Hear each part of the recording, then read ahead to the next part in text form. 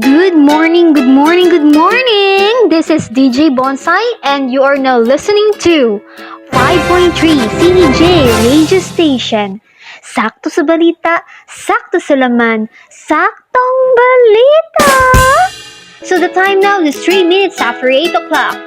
We've got some interesting topic to discuss today, but before we dive into that, let's listen to a song. Stay tuned! What is up? It's the top of the hour here at the city of Golden Friendship. And what better way to welcome the morning than by getting out of our quarantine beds and jamming to Jason Derulo's Savage Love. If I woke up without you, I don't know what I would do. 'Cause I still want that.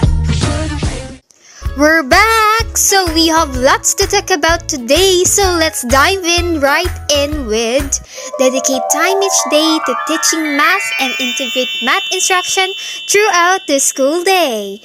You may text and call us at 0926 78 92 940. Again, 0926 78 92 940, wherein you can give your insights and recommendations. So, we have here a letter sender from a teacher who is struggling in teaching math to her students. Allow me to read her letter. Dear DJ Bonsai, good morning. I'm teacher A from a kindergarten school and I'm seeking for help because my students are really distracted into something every time I teach math.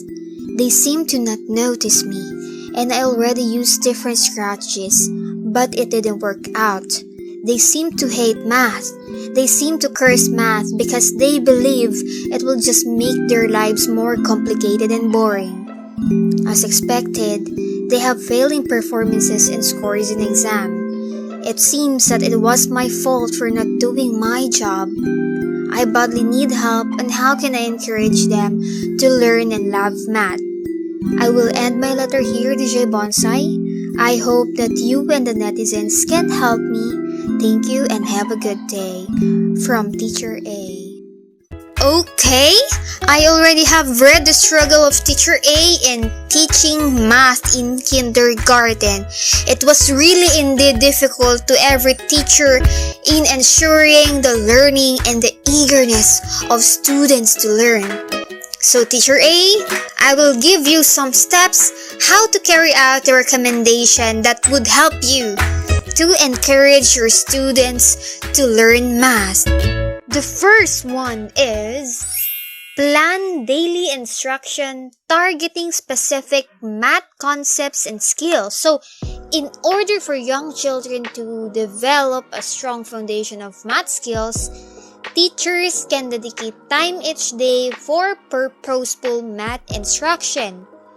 During math lessons, children can learn specific skills and build upon them throughout the rest of the day. The practice guide describes how large and small groups can be used during dedicated math time to tailor instruction for children at different developmental levels. Okay, we have caller on the line to share his or her thoughts. Yes, hello? Hello, DJ Bonsai. What is your name, ma'am, and from where are you? I'm Teacher Chrissy from Western Mindanao State University. I just want also to share some steps to carry out the recommendation regarding and teaching math to young children, DJ Bonsai. Okay, go on. The floor is yours. Okay, so in terms of teaching math to young children, we teachers need to embed math in classroom routines and activities. A daily or weekly schedule provides many opportunities to reinforce math concepts outside of the dedicated math instruction period. The routines such as taking attendance or snack time can serve a math purpose in addition to a practical one, providing opportunities for counting, comparisons, and graphing. For the instance, during snack time, students can count how many foods inside of their packed lunch or maybe comparing their meal size, the shapes of their tumbler, or even the colors of it. In this simple way, we just simply integrating the math concept into the young children. So, ma'am, I would say that this is an effective step because when we say classroom routines and activities, we can incorporate math so that learning will be there. Just like adults, children feel more confident and secure when their daily activities are predictable and familiar.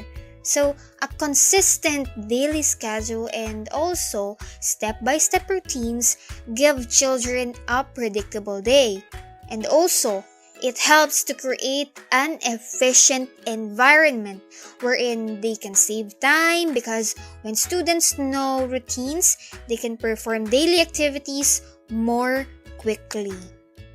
Do you still have any insights, Teacher Crazy? Yes, DJ Bonsai.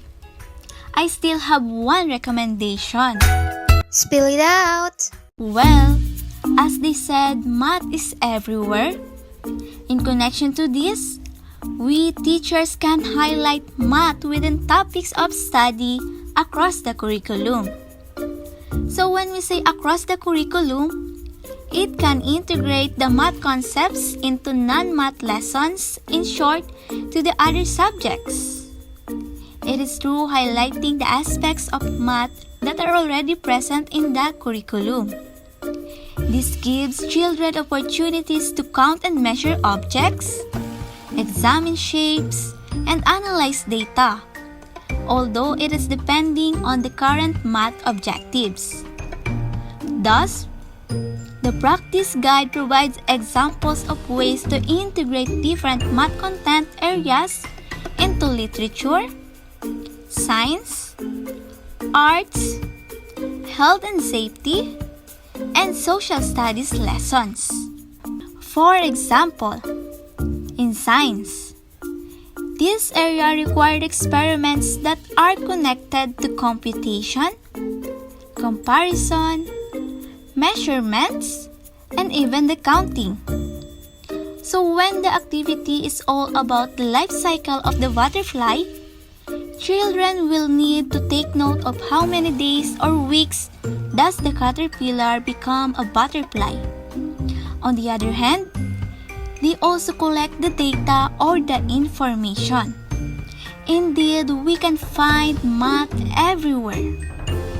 Hence, we teachers really need to be creative when we introduce lessons that integrating with math concepts so that students will not be overwhelmed and they can easily absorb the knowledge or the information. And that's all my recommendation. Thank you, DJ Bonsai. Thank you, Teacher Crazy, for sharing your insights about dedicate time each day to teaching math and integrate math instruction throughout the school day. Okay, let's move on. Move on from what? What? From the pain that it caused to you? Oh, charot! So, I was saying let's move on to the fourth step. Again, we have caller on the line. Yes, hello? Hello, DJ Bonai. Hello, ma'am. What is your name? I'm Elaine Olarte From what barangay are you? from Barangay Ayala. Shoutout naman dyan sa mga kabarangay mo, Ma'am Elaine. Hello nga pala sa mga kabarangay ko dyan, sa family ko, sa mga kaibigan ko. Kamusta na kayo? I hope you're in good condition. Alam kong nanonood kayo sa 5.3 CJ Radio Station. Ma'am, parang ang saya niyo pong kasama ah. Ano ba? Ako lang to. Okay, ma'am. So earlier, we were talking about dedicate time each day to teaching math and integrate math instruction throughout the school day. So, do you have any insights onto how it will be carried out? Yes, of course, meron. Tatawag ba ako kung wala? Joke lang. Hahaha. Sige, magseseryoso na po ako.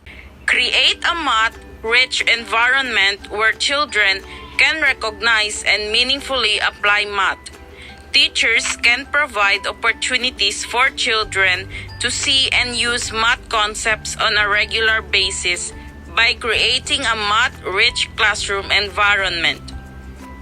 This enrichment can be done by making math-related objects and tools readily available, labeling and organizing them so they are easy to find and use, and organizing activities and routines with numeric systems.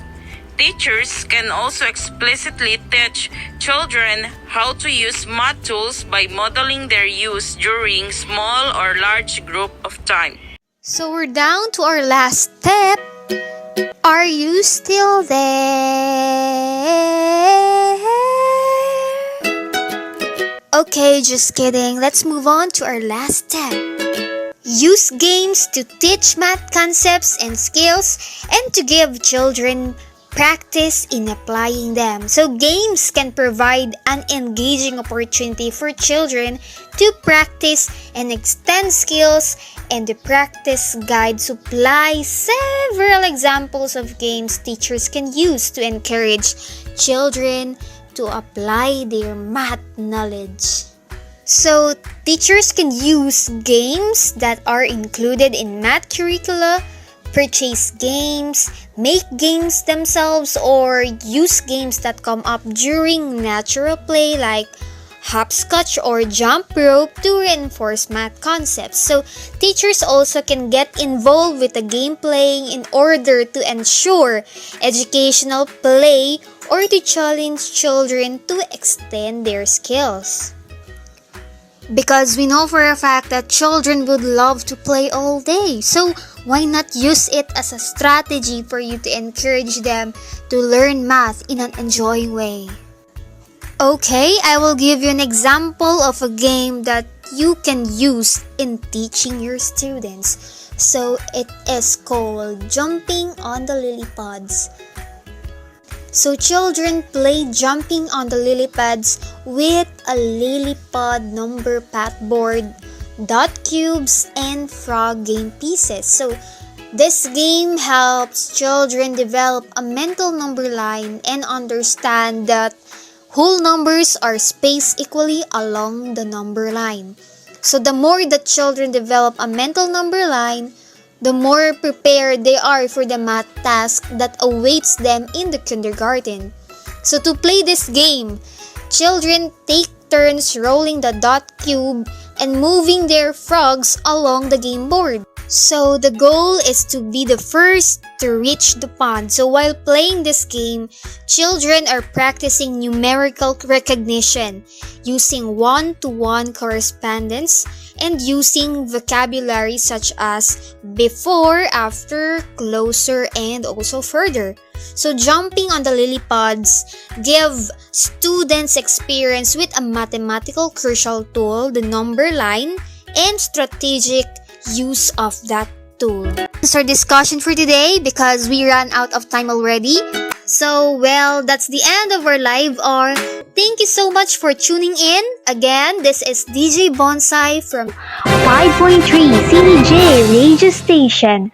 Sakto sa balita, sakto sa laman, saktong balita! Bye!